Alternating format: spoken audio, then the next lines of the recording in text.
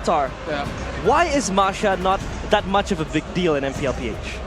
I think it just boils down to the playstyle and the importance of a lot of teams.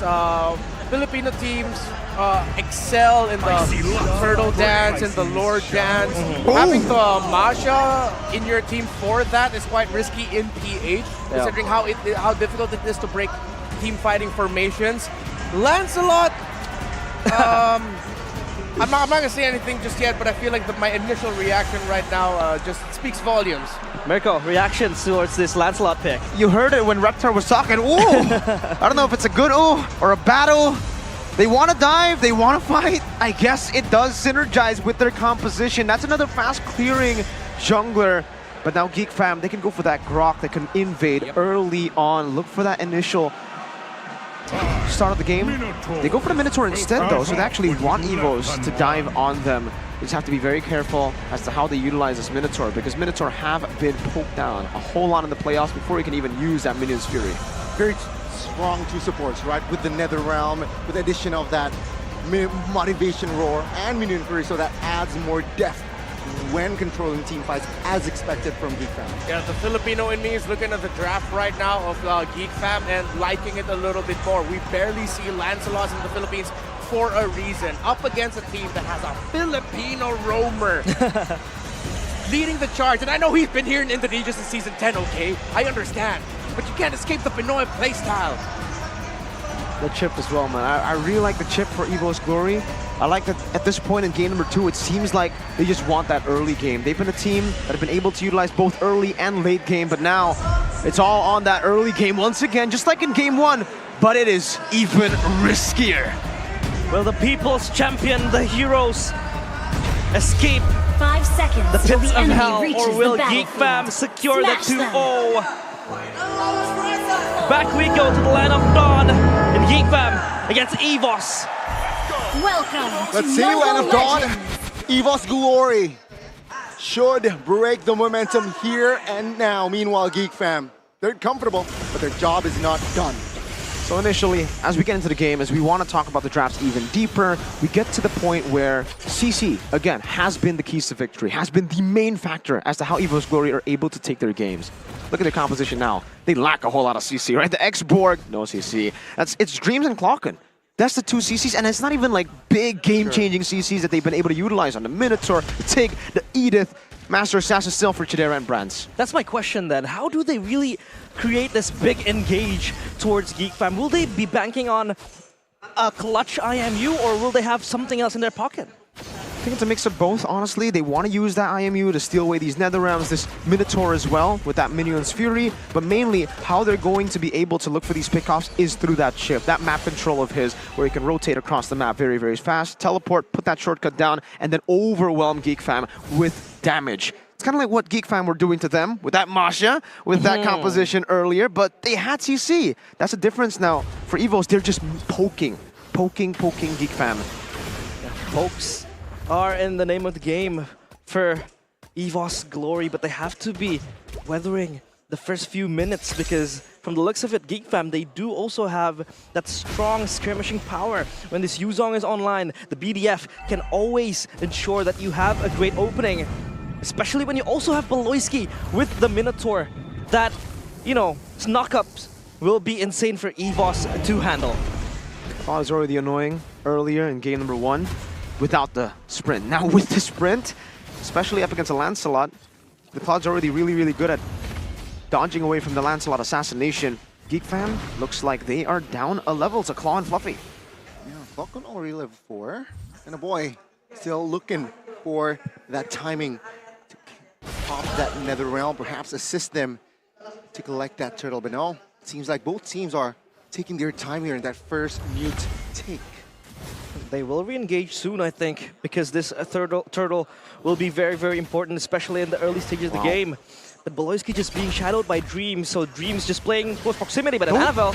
Chain cloud control. Oh, good puncture. But Minion Fury actually connecting onto his Beloy. No fall of damage though. Now take a look at Brands and Dreams. They collapse onto his Beloy. He will fall first in this game, and Fluffy here will have some of Pirag armor, but that's 1 for 0.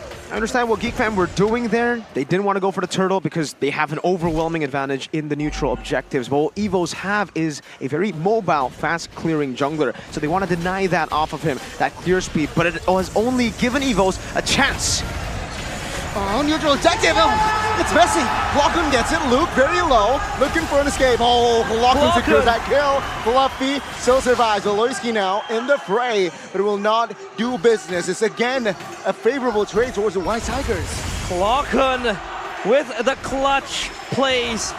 The fangs are dull, but the claws are still sharp enough to be able to carry that fight and win the neutral contest against Geek Fam. Evos now online.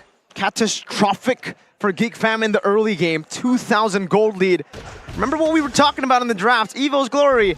It's basically game one, but riskier. They are doubling down on the early game. The fact that they have almost a 2,000 gold lead in the first 3 minutes, now this has to raise concerns within the team of Geek Fam. They need to be able to weather the storm, and technically they still have ways to do so. They have that Minion's Fury, very good disengage tool. They have a Nether Realm as well. So for Geek Fam, it's all about slowing the tempo down, but for Evos, it's about how to find ways to dive, to force this pace, this incredible pace onto Geek Fam. And Anavel's really doing a good job in that jungle matchup. This is why the Lancelot, technically this is why Nolan and Ling was banned. They didn't expect the Lancelot, does a very similar job though.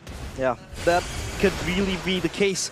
For Anavel, is just going to be very, very, volatile and just pushing towards Geek Fam, running it down like the same that Luke did in the last game. But for Evos, I feel like they have everything in their hands. You're just playing the slow, and Dreams will have that shortcut to pop. So it will never be like a 2v2. It will just instantly become a 2v4. And when you have this Lancelot just flying into you, you have then maybe Clockhood with a clutch steal, with a clutch IMU. That could just turn the tables around for Geek Fam. So Geek Fam, they need to be on the lookout, especially for Luke. Teams here, Dreams though. Crash course.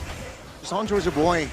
Both teams just hovering around here looking for potential trades, but let's see here. The turtle fights. The second turtle fight. Geek Fam, again, taking their time, both actually, Evos Glory. Take a look at Lancelot moving top side. Lockun takes another round. It seems again, both teams not committing on towards a big fight just yet. They're not really interested in just running towards the skirmishes. Wow. I feel like they're just playing it safe because they know Geek Fam do have that tool as well. But Chadera! Oh, Annabelle, sneaky one! They would thought Annabelle would be around the turtle, but he went... What? Annabelle! The shortcuts! Retribution connects, Evos Glory secures it. Now Geek Fam, they are running for the hills. Take a look at Luke, soaking damage, taken down. Evos Glory, poetry in motion. Perfectly done, perfectly executed. That ultimate of Annabelle might as well be the perfect execution because that's what they were able to do. My goodness, that was masterful. Playing around the turtle, knowing that Geek Fam will not be able to force this with Evos having such a big lead at the start, and the forced error was just so... Oh my god, that was a nerdgasm for sure for Mirko, man. I was already like shaking my head during that play because it was just so good. They knew that they had a teleport. They knew that Geek Fam cannot force the turtle, and they knew that if they kept on posturing aggressively, Geek Fam would think that the Lancelot is around them. Yeah. They would completely forget that this Lancelot can take the shortcut. So can Brands. They get rid of Chadera, and then it's a man advantage 5v4 on top of the big level lead that Annabelle has. And he got the turtle. I don't know how he got the turtle, but he got the turtle. He was already ahead, but my god. Wow, Evos. It felt like Annabelle was playing Ling, the way that he was able to kill Chadera up top and then he just sprinted down bottom. But it's all, of course, due to the fact that they have the shortcut and he was keeping it for that clutch moment to win the turtle battle. And now up 4-0 in the kills department. Now, Geek Fam, how do they respond towards Evos' aggression? Well, it's back again to that forcing of slow tempo, but it's tough for Geek Fam, because the thing is, even if they try to force that forced tempo, they go and clear out these side lanes, they give Chadera and a boy some space to farm. Evos are completely fine now, just with that 5,000 gold lead as well. If both equally scale up to the 10th minute with this gold lead still being in favor of Evos, Evos will reach their mid-game power spike way faster than Geek Fam will reach their power spike, and that'll end up with Evos being able to control the map even more. Remember, this is a chip. This is not a normal snowballing game. This is an Evos Glory full double down on an early game with a chip. the snowball might be a bit too tough for Geek Fam to handle, but again, Geek Fam, we've seen them pull off crazy miracle comebacks, and it will be the same here. They will need to do that. They need to find a miracle. Yes. All three. Last turtle here, right? 5,000 gold lead. Perfect turtle for Evos Glory's side. And Geek Fam, for now, they know they will not take unnecessary fights. Let's just wait it out. It's a 6,000 gold lead, mind you, in 8 minutes. So yeah, things are not looking good here for Geek Fam. But they know they're ready. They will farm, especially for Chidera. 3 items, maybe then they will be ready to fight. At this stage of the game, they don't really have the capability to fight back and just out-skirmish Evos in a 5v5 or even a 3v3. But what are the timers of Geek Fam? What are they waiting for, Miracle? Chidera for his 3-item power spike. Dreams! The shortcut as well. That's a good start onto Chidera. Chidera! Placing the wet BMI will save his life, but the turret will fall! Annabelle almost catching a body, but Bloisky will fall. Now taking to the backside, it's actually Black Dragon form trying to distract, but 2 members are already down, and they will add 1 more. 3 members out. They either slow it down or try to match that fast pace, but if you do, the odds are against your favor. Evos, Annabelle is online, 14, 4 levels ahead of Ray. Yikes. Annabelle is just rolling with the snowbally lead that he has. He's just out jungling Ray, especially as a Lancelot. He's just playing it so swimmingly. Now for Evos, they have all the advantages that they need to close out. I mean, they have the side lanes pushing up. Chidera is forced to answer and address the lanes pushing towards him, and you also have Fluffy just in the side lanes constantly pressuring you. So Geek Fam, they're split up. They either want to fight back or they just want to try to allocate the side laners to clear up the waves up top and down bottom. I mean, allocating the gold towards the Claude has been what they were trying to do the whole time, right? But at this point, I think they might just have to sacrifice these tier 2 so that they can actually get the farm that they need. If the tier 2 still are up, Geek Fam can actually just play in the enemy jungle, force these sandwich plays. By the way, Annabelle is level 15 at the 10th minute of the game. This is an MPLID Season 7 throwback, kind of, from the assassins, the marksmen in the jungle, from being able to farm up to level 15 at 10 minutes. So, yeah, this snowball is getting out of control. They're almost beating the clock with that gold lead, 9.5 in 10 minutes. That'll mean that Geek Fam are going to be placed in a very similar position that they were able to force Evos on in Game 1. It's all about waiting for a mistake at this point because this control is overwhelming. Yeah, just like what Mirko mentioned, deja vu of game number 1. Back then it was Evos waiting for a mistake to happen. Now it's Geek Fam on their knees looking for something that they could leverage. But Evos, it looks like they're playing a flawless game. They're able to just allocate the neutral objectives, they win it out, they fight systematically and using their ultimates in a way that it will be so advantageous towards them. This shortcut has been very clutch for Dreams to just help and, you know, have teammates corral behind him, try to look for fights, and it's just going well for Evos Glory. Dreams though. Let's see here, looking for an engage, perhaps looking for information. Geek Fam still killless, and Evos Glory still deathless.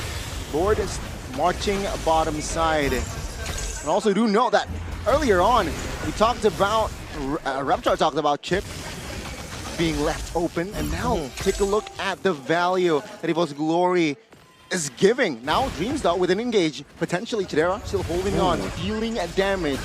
But Geek Fam, this is the first Lord. I'm sure they will take care of this first Lord, no problem. Luke is looking for an engage. Oh, Annabelle jumps in. This might be almost a mistake there. And Geek Fam still holds their ground. Fleet footwork from Annabelle is just bouncing left and right. Luke! Oh my, the damage is enough! Annabelle, what the heck? That is an assassin's job. Now Geek Fam, they will lose a member on this defense. Evos Glory, they will eye for that mid turret. Annabelle jumps back in. Will they have enough firepower to defend this mid turret? Oh, Clock, that's a mistake! Winner's Crunch in here from Clock, going to take a look at the Nether Realm. Geek Fam looking for the kill. Rams takes turret top side, but Annabelle finds a killing spree. Geek Fam lost another member. Annabelle looking for the backside. Finds a boy to claim the double. Annabelle with the confidence. Valoisky jumping in though. A mistake, no immortality for this guy, but he still survives. Geek fam still holding on for 2 turrets. What was more impressive? Geek fam still finding a way to defend that, or Annabelle just styling on him? I can't decide. Both teams played so well. There was one loophole before the team fight that I was about to talk about, right? For Evos, I noticed that for Clockon, he's actually going for a very defensive build.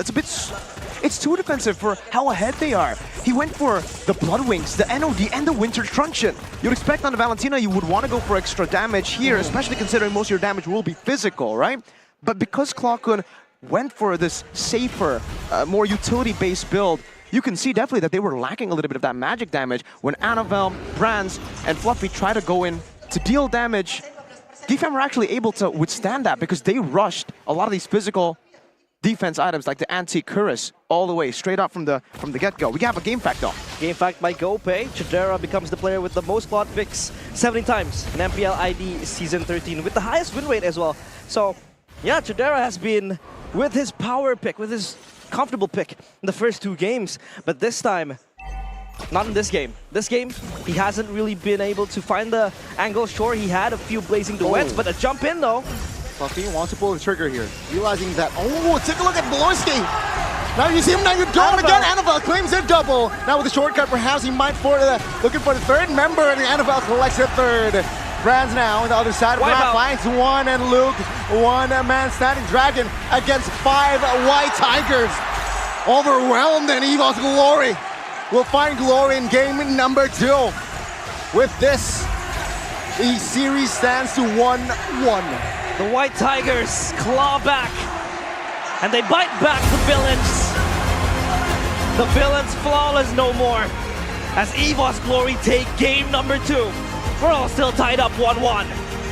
1-1, an equalizer by Evos Glory up against Geek fam, and it's done with a very risky composition to pull off, yet they pulled it off. That utility build for the Valentina still ended up great. And actually in that team fight, that was probably the highest chance that Geek fam had to actually turn things around. That was a bit of nature already built for Chidera, but still. The fact that the export dove in together with Annabelle created a big shroud where they were unable to really react to so many effects happening in your face with a nature not popped just there. And I think Reptar definitely has a lot to say about this game. Oh, for sure, dude. I doubted that Lancelot pick, but I was reminded by Annabelle, Reptar, you are in MPL Indonesia. You are not back.